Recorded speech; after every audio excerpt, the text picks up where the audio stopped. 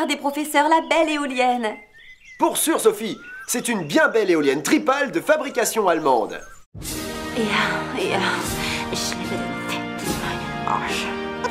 Je ne comprends pas, professeur. Le vent, c'est propre et gratuit. Pourquoi on ne met pas des éoliennes partout si c'est tellement génial? Ah, ça c'est une excellente question, Sophie. Tenez, ce sera même la thématique du jour, un sujet dans le vent.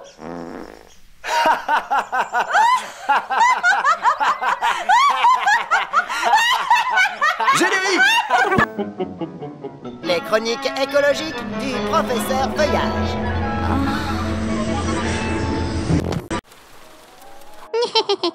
Salut mes petits chasseurs-cueilleurs. Rappelons brièvement ce qu'est l'énergie éolienne. Le vent est formé par les déplacements de masses d'air en fonction de leur température.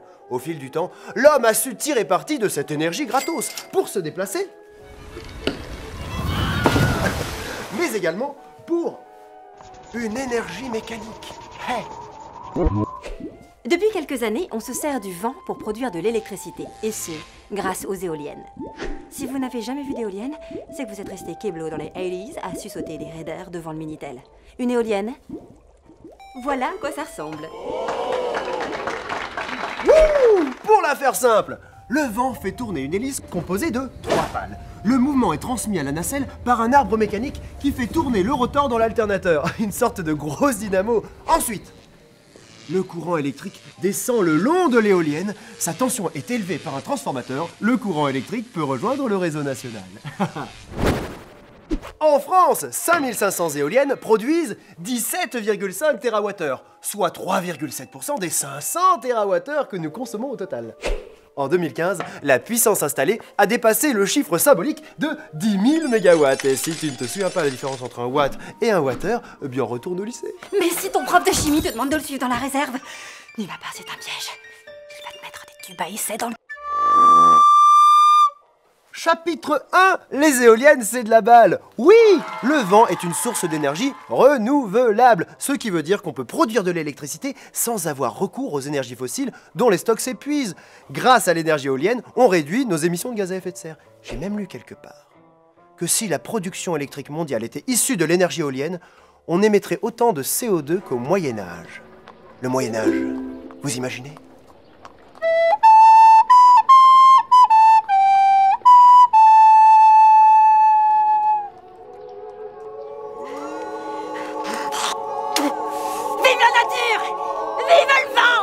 Vive le vent! Ah, je vous maudis!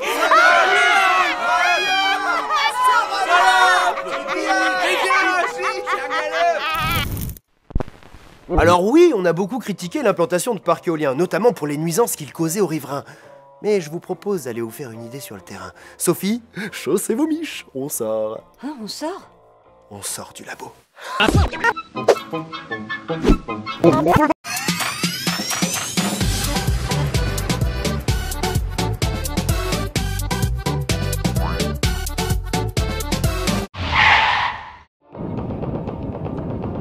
Sophie, venez voir! Quoi? Qu'avez-vous vu, professeur? Regardez, là, là! C'est extraordinaire, au bout de mon doigt! Regardez! Et regardez, une énorme crotte de nez! Mon doigt, n'importe quoi. Monsieur, s'il vous plaît, une petite question. Est-ce que les éoliennes, c'est bruyant? Ah ouais, les éoliennes, ça fait du bruit, c'est chiant, allez, dégage. Au pied d'une éolienne, le son est à environ 70 décibels, soit l'équivalent du volume sonore de l'intérieur d'une automobile. Et vous, Sophie? Eh bien, prof, ici, à près d'1 kilomètre, c'est aussi peu audible qu'un pécho sous antibio. La législation impose que les éoliennes soient construites à 500 mètres minimum des habitations, donc à moins d'avoir des oreilles bioniques, on n'entend pas... Mais les éoliennes, là, c'est pas beau, là, c'est d'un mauvais goût. Un champ d'éolienne, ça n'est pas très discret. Une éolienne, ça fait 100 mètres de haut, 500 tonnes, en plus ça bouge. Mais bon, tous les moyens de production électrique sont visibles. Ouais, et puis les éoliennes, ça tue les petits oiseaux. C'est triste. Putain, mes patates! Enculé de rouge-gorge! Les études ont démontré que les éoliennes ont une très faible influence sur la mortalité des oiseaux. En revanche, les chauves-souris seraient, elles, attirées par le magnétisme créé par le mouvement des pales et leur mortalité serait accrue à proximité des parcs éoliens. Ah putain, celui-là, j'ai niqué sa race. Rajoutez à cela que la maintenance et l'exploitation d'un parc éolien, c'est simple et peu cher. Le prix d'une éolienne est amorti en à peine 3 mois de fonctionnement. Le recours au vent semble être une excellente alternative pour produire de l'électricité propre. En plus, plus on construira d'éoliennes, moins on aura recours aux centrales à gaz et à charbon. Et peut-être même que grâce au vent, on pourra sortir du nucléaire.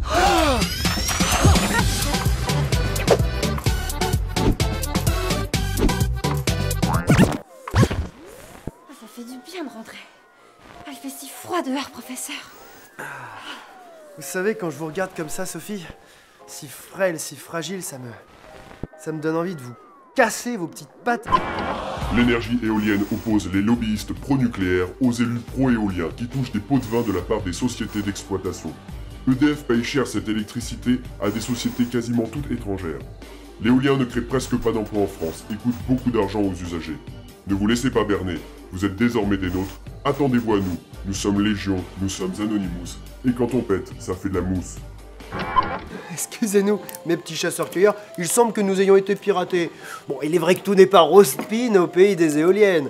Reprenons. Un réacteur nucléaire a une puissance moyenne de 1000 MW. En comparaison, une éolienne terrestre n'a qu'une puissance de 2 MW. C'est peanuts!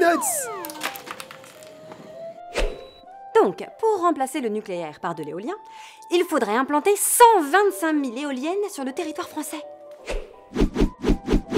Avec 8 éoliennes au kilomètre carré, le parc éolien représenterait 5% de la France métropolitaine, soit l'équivalent de l'ensemble des villes et des routes. C'est tout simplement impensable.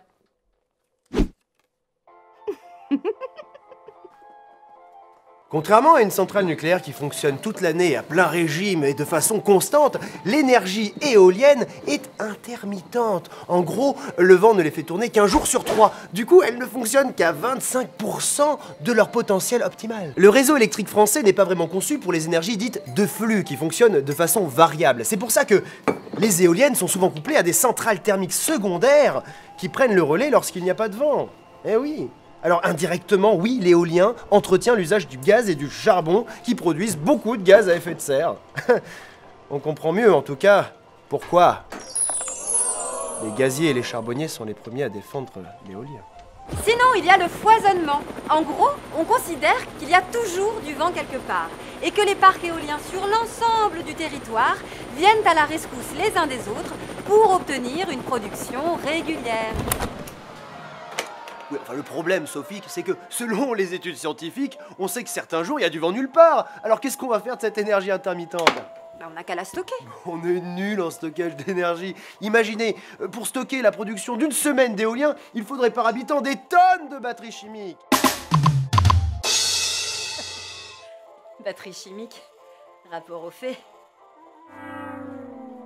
Il semble que la construction et la maintenance du parc éolien produisent plus de gaz à effet de serre qu'elles ne sont censées en économiser. L'implantation de nouvelles éoliennes implique de gros apports énergétiques en amont. Entre l'éolienne elle-même et son soubassement, ce sont des tonnes et des tonnes d'acier et de béton qui sont utilisés, des matériaux dont, je vous le rappelle, l'extraction, la transformation et le transport sont extrêmement polluants. Oui, bon, il y a encore des progrès à faire, mais... Il n'y a pas de mais, vous le savez. L'éolienne fonctionne comme une grosse dynamo. Or, l'aimant permanent de son alternateur est composé de centaines de kilos de néodyme. Vous savez ce que c'est? C'est une terre rare qui est extraite en Chine dans des conditions environnementales à gerber. C'est sûr, mais ce sera toujours moins pire que... Que mon cul! Il faut aussi compter le raccordement au réseau national et tous les coûts environnementaux annexes. Tout ça pour une durée de vie de 20 ans. Difficile de croire que l'éolien en France va changer quoi que ce soit à la production de nucléaire. Hein. Pourtant, l'installation d'éoliennes chez les particuliers pourrait être une solution locale à ce désordre global. Il suffit!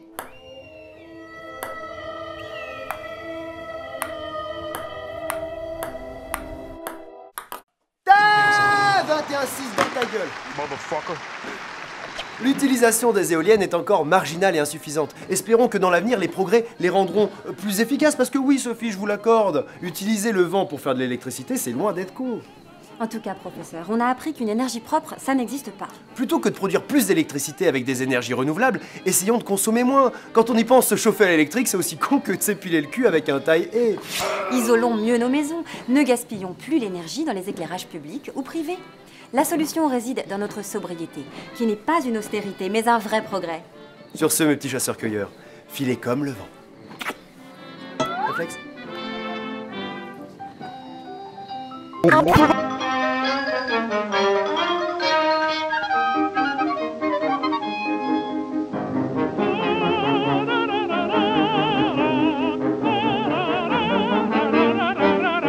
Rejoins le prof sur sa page Facebook et abonne-toi à sa chaîne YouTube.